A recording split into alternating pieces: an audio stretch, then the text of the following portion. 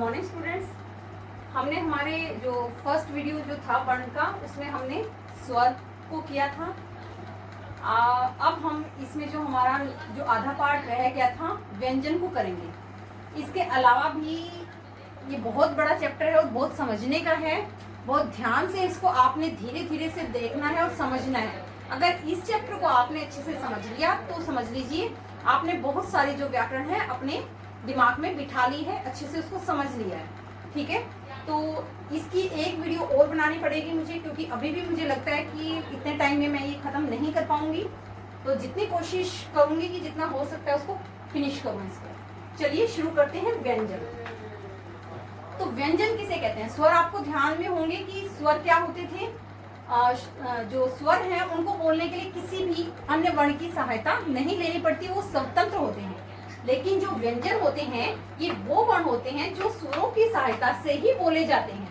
ठीक है, ये इनको बोलने के लिए हमें स्वरों की सहायता लेनी पड़ती है, उन्हें हम व्यंजन कहते हैं। जैसे व्यंजन कितने होते हैं आपके? कै से लेकर जो नीचे कै ज्ञानी है वहां तक आपके सभी जो है वो व्यंजन होते हैं। व्यंजन जो होते हैं, अब मैंने यहाँ पर एक बात कही है कि स्वरों की सहायता से बोले जाते हैं। जब खुद व्यंजन अकेला ऐसा होता है, आधे हलंत लगा होता है। हलंत का मतलब होता है जब किसी व्यंजन को, जब किसी वर्ण को हम आधा लिखते हैं तो हम उसके नीचे ऐसे हलंत लगा देते हैं। अब ये हलंत का भी क्या रीजन है, कैसे कहाँ पर हलंत लगता है और कहाँ पर जो है व्यंजन को आधा लिखा जाता है, वो भी मैं आपको समझाऊंगी आगे। पहले हम इसको फिनिश कर लेते हैं कि क जो है वो आधा लिखा हुआ है, ख भी आधा, ग भी, इन सब के अंदर। और वर्णमाला में कैसे लिखे मैंने? क ख ग घ पूरा लिखा है। तो इसका मतलब है ये जो व्यंजन आपके हैं ये अधूरे हैं, इनको बोलने के लिए स्वर की सहायता ली जाती है। और कौन सा ऐसा स्वर होता है जो सभी व्यंजनों के अंदर मिला होता है? वो होता है अ। अ जो स्वर है वो हर आपके व्यंजन के अंदर मिला हुआ होता है। कैसे? ऐसे ये पूरा बनता है। इसको हम इनको मिलाकर जो आपका है क पूरा बनता है। ये आपको ध्यान रखना है। जब आप वर्ण विच्छेद करेंगे तो आपके बहुत काम आएगा कि हर व्यंजन के अंदर जो है एक स्वर मिला होता है, और जो व्यंजन को आधा दिखाने के लिए उसके नीचे हम हलंत लगा देते हैं, ऐसे उसको लिखते हैं हम। ठीक है, आधा क, ये एक स्वर है, इसको हमने मिलाया इसके अंदर व्यंजन के अंदर, और तो हमारा बन गया पूरा क। आपको समझ में आ गया होगा। अब व्यंजनों की संख्या कितनी होती है? 33। ठीक है, अब ये 33 कैसे होते हैं वो भी मैं आपको एक्सप्लेन करके बताती हूँ। अब यहाँ पर मैंने लिखा हुआ है व्यंजनों का वर्गीकरण। व्यंजनों का वर्गीकरण कैसे करते हैं? अब ऐसे लेकर आपको औ तक 11 स्वर मैंने पढ़ाए, 2 मैंने अयोगवा पढ़ाए। उसके बाद अब हमारे वहां पर कितने हो गए थे? 13 हो गए थे। 11 स्वर और 2 अयोगवा, टोटल कितने हो गए थे हमारे? 13। ठीक है, और 33 हम व्यंजन पढ़ते हैं। अब देखो, क वर्ग, च वर्ग, ट वर्ग, त वर्ग, प वर्ग। अब जब हम वर्णमाला लिखते हैं तो मैंने आपको बताया था कि हर वर्ण का, जो वर्णमाला में हर वर्ण का अपना स्थान होता है निश्चित, और उसका व्यवस्थित एक क्रम होता है। तो वो कैसे हो, उसको ऐसे ही आपने लिखना है। अब मैंने यहाँ पर व्यंजनों को लिखा। पहले आता है आपका क वर्ग, फिर आता है च वर्ग, फिर ट वर्ग, त वर्ग और प वर्ग। उसके नीचे आपके आते हैं अंतस्थ व्यंजन, ऊष्म व्यंजन, संयुक्त व्यंजन। ठीक है, ये आपका एक पैटर्न है, एक क्रम है, जिसके अकॉर्डिंग आपको वर्णमाला बनानी होती है, लिखनी होती है। तो क वर्ग में जो है 5 व्यंजन होते हैं, क ख ग घ ण। इसी तरह से च, ट वर्ग में भी 5 है।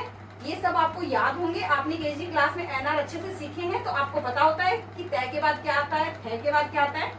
तो ये मैंने यहाँ पर लिख दिया, इसको मैं नहीं समझा रही आपको। आपको समझना क्या है कि इस पूरी लाइन को 5 वर्णों को हम बोलते हैं क वर्ग। ये जो पूरे 5 लाइनों की वर्ण है इनको हम बोलते हैं च वर्ग। यानी जो वर्ण, जो पंक्ति है उसका जो पहला वर्ण है उसी के नाम से वो वर्ग का नाम रख दिया गया है। क वर्ग, च वर्ग, ट वर्ग, त वर्ग और प वर्ग। अब ये जो हर पंक्ति में 5 वर्ण है, ठीक है, तो 5 लाइनें हमने लेनी है यहाँ तक, प वर्ग तक। ये मैंने लगा के बताया है, यहाँ से यहाँ तक प्रत्येक पंक्ति में 5 वर्ण है। तो टोटल कितने हो गए? 5, 10, 15, 20, 25। तो हमारे टोटल कितने व्यंजन हो गए? ये 25। और इन्हीं 25 व्यंजनों को हम क्या किस नाम से जानते हैं? इनको हम कहते हैं स्पर्श व्यंजन। ठीक है, ये आपको याद रखना है। स्पर्श व्यंजनों की संख्या कितनी है? 25 है, और इन पांचों वर्गों को हम स्पर्श व्यंजन कहते हैं। स्पर्श व्यंजन क्या होते हैं वो भी समझ लीजिए।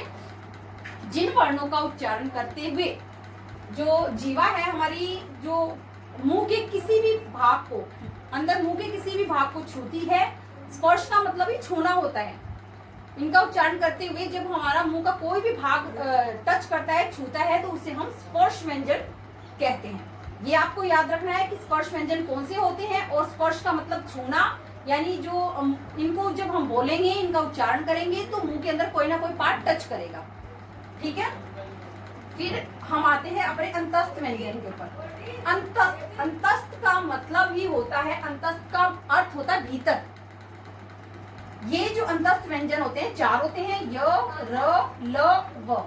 ये जो चारों वर्ण आपके हैं, व्यंजन जो हैं, इनको हम अंतस्थ व्यंजन कहते हैं, और इनकी संख्या होती है 4। याद रखना है ये भी आपने, 4 अंतस्थ व्यंजन होते हैं। और कौन कौन से? य, र, ल, व। अब अंतस्थ का मतलब समझ लो। अंतस्थ का मतलब होता है भीतर। जिन वर्णों का उच्चारण करते हुए, या जिन वर्णों का जब हम उच्चारण करते हैं तो जो वो है मुंह के बिल्कुल सीधे एकदम भीतर से निकले। य, र, ल, एकदम से भीतर से जो आवाज निकलती है, भीतर से एकदम निकल के आते हैं, इनको हम कहते हैं अंतस्थ व्यंजन। ठीक है, अब आते हैं हम ऊष्म व्यंजन पर। ऊष्म का मतलब ही, ऊष्म का मतलब उष्ण, गर्मी।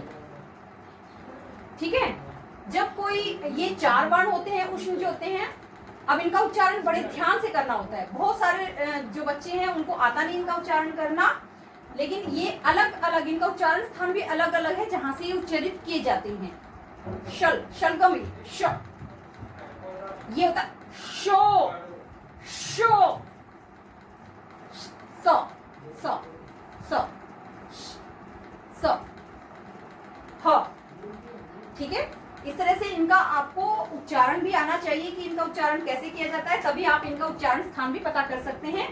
तो ऊष्म व्यंजन किसे कहते हैं वो भी मैं आपको बता देती हूँ। ऊष्म का मतलब होता है गर्मी पैदा करना, यानी जिन वर्णों का जब उच्चारण हम करते हैं तो एक घर्षण के साथ निकलते हैं, एक ऊष्मा पैदा करते हैं हमारे मुंह के अंदर, एक गर्मी के साथ, यानी जिसमें जो हमारी श्वास, जो हमारी सांस लेने की गति है वो निरंतर ज्यादा लगे, जिनको बोलने में हमारी जो श्वास है वो ज्यादा लगे, उसको हम ऊष्म व्यंजन कहते हैं।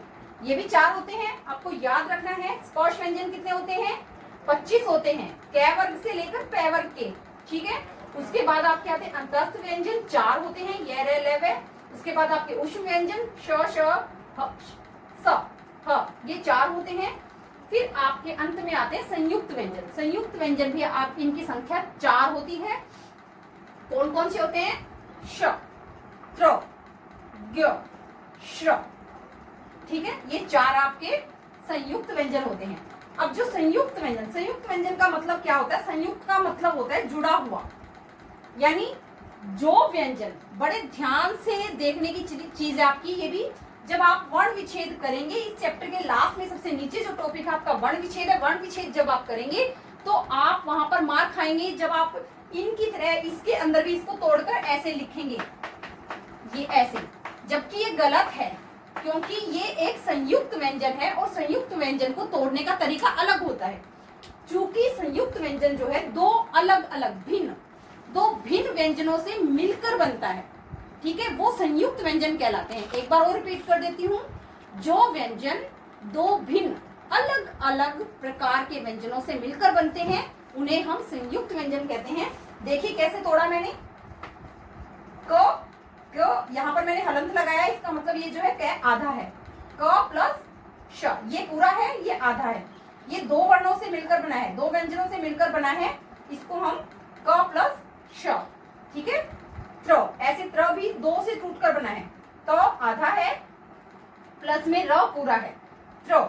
जब कोई शब्द, इस तरह का शब्द जो त्र से शुरू होता है और जब हम उसका वर्ण विच्छेद करेंगे, विच्छेद मतलब उसको अलग अलग करेंगे, शब्द को तोड़ेंगे, तो त्र को हम ऐसे तोड़ेंगे, ऐसे तोड़कर लिखेंगे, त आधा लिखेंगे, फिर उसके बाद र को भी तोड़ेंगे क्योंकि र पूरा है, इसके अंदर भी एक स्वर मिला हुआ होता है, उसके बाद आगे हम तोड़ेंगे। ठीक है, ऐसे आपको वर्ण विच्छेद करने होंगे। फिर अब ग, अब वैसे तो मोस्टली हमें भी यही स्कूल में सिखाया गया, इसको ग बोलते हैं, ग ज्ञानी, लेकिन ये उच्चारण गलत होता है, नहीं पता होता मोस्टली, लेकिन हमें हैबिट पड़ी हुई है, हमें भी पड़ी हुई है, आपको भी यही सिखाया गया होगा। लेकिन जो हमारी शुद्ध वर्तनी है, भाषा है, उसके अंदर जब हम ग को तोड़ते हैं तो ये देखिए, ये जय जग जो है आधा है और अण है, इसका जो उच्चारण होता है ऐसे होता है, न, जो शुद्ध उच्चारण होता है इसका ये होता है, और इसको हम ज बोलते हैं, ज। तो इसका उच्चारण क्या होना चाहिए, इसका जो उच्चारण बनेगा आपका ज, ज। ये आपको ध्यान रखना है, बहुत जरूरी चीज है। जो बाबा रामदेव है हमेशा विज्ञान को विज्ञान बोलते हैं, ना कि विज्ञान बोलते हैं, क्योंकि ये ग होता ही नहीं है, इसका उच्चारण जो शुद्ध होता है वो ज, ज होता है। ठीक है, श्र, अब ये श्र जो है ये श्री वाला श्र है, ये भी दो संयुक्त व्यंजनों से मिलकर बना है, आधा श सलगम और प्लस में र, श प्लस र, श्र। ठीक है, ये आपकी बुक में भी दिए हुए हैं संयुक्त व्यंजन, और आपको एक बार नहीं, एक बार में वीडियो में नहीं समझ में आएंगे आपको, मैंने पहले बोला, बार बार इसको रिपीट करके देखना है, श प्लस र, श्र। ठीक है, 14। तो अब हम देखो, मैंने आपको सारे बताए, ऊपर हमारे 13 हो गए स्वर, 25 हमारे स्पर्श व्यंजन, 4 हमारे अंतस्थ और 4 हमारे ऊष्म और 4 संयुक्त। तो टोटल कितने हो गए, गिन के देखिए, 25 स्पर्श व्यंजन, 13 हमारे स्वर और 4 8 12, 12 हमारे कितने हो गए 50। अब मैंने आपको क्या बताया था, वर्णमाला में 52 होते हैं, 52 दो और कौन से, दो होते हैं ये, बिल्कुल हमारी हिंदी ध्वनियों की तरह। ठीक है, लेकिन जो हिंदी में हमारे ड और ढ है, इनको हम वर्गीय व्यंजन कहते हैं, क्योंकि ये वर्ग से हैं, इसीलिए हम इनको वर्गीय व्यंजन कहते हैं। जबकि ये जो ड और ढ है, ये इनको हम आगत व्यंजन, द्विगुण व्यंजन, ताड़न, ताड़न जात व्यंजन भी कहते हैं। अब समझाने को तो बहुत डीपली है, ये व्यंजन बाहर से लिए गए हैं, लेकिन हमारी हिंदी वर्णमाला में मान्य है, इसीलिए हम इसको आगत ध्वनियां भी कहते हैं। ठीक है, ये भी वर्णमाला के अंदर ही है, तो दो ये हम यहाँ पर जोड़ देते हैं, तो ये हो गए हमारे टोटल 52 व्यंजन। ठीक है, अब थोड़ा सा 5 मिनट आप थोड़ा सा अपना कंसंट्रेशन यहाँ पर डालिए, मैं आपको थोड़ा सा समझाऊंगी बस हल्का सा, कि ड और ढ, ये ड और ढ, इनमें अंतर कहाँ किसका प्रयोग करना है, बस 2 मिनट का काम है, आपको इजीली समझ में आ जाएगा। ये जो ड और ढ है, इनके नीचे बिंदी नहीं है। ठीक है, इनको वर्गीय व्यंजन कहते हैं। इनका प्रयोग हम कहाँ करते हैं, इनका प्रयोग शब्दों के शुरुआत में होता है, जबकि ये कभी भी शब्द, कोई भी शब्द जब हम लिखते हैं, शुरू करते हैं, तो उसके शुरुआत में कभी नहीं आएंगे। ठीक है, ये आपने ध्यान रखना है कि कभी भी शुरुआत में बिंदी वाले जो आपके ड और ढ नहीं मिलेंगे आपको, किसी भी शब्द में आप देख लेना। ठीक है, जैसे देखो डमरू, ढोलक नहीं है, लेकिन पढ़ना, दौड़ना, उसमें बिंदी आपकी आएगी, तो ये हमेशा बीच में आते हैं और ये शुरुआत में आते हैं। ठीक है, अब इन व्यंजनों का कहाँ प्रयोग होता है वहां पर देख लीजिए। एक मैंने पंचम वर्ण का नियम समझाया था आपको, जो ड और ढ है, पंचम वर्ण, जहां पर पंचम वर्ण आ जाए, पंचम वर्ण कौन से होते हैं, पंचम वर्ण ये वाले सारे जो है, 5वां अक्षर, हर वर्ग का 5वां जो अक्षर है वो पंचम वर्ण कहलाता है हमेशा। तो पंचम वर्ण जहां पर आ जाए, अब यहाँ पर देखिए अंडा, अंडा, इसको ऐसे लिखते हैं पहले, अंडा। अब ये पंचम वर्ण कौन से इसका आ गया, ये वाला आ गया, तय वर्ग का पंचम वर्ण आ गया। तो यहाँ पर जो है, ये जो ड है, इसके नीचे यहाँ पर बिंदी नहीं आएगी, यहाँ पर बिंदी वाला ड नहीं आएगा, ये ध्यान रखना है। देखिए अंडा, झंडा, इसमें बिंदी कभी नहीं लगती, क्योंकि ये डेड है, वर्गीय व्यंजन है, ना कि ये वाले आगत व्यंजन नहीं है। दूसरा, इनका प्रयोग कहाँ होता है, अंग्रेजी शब्दों में।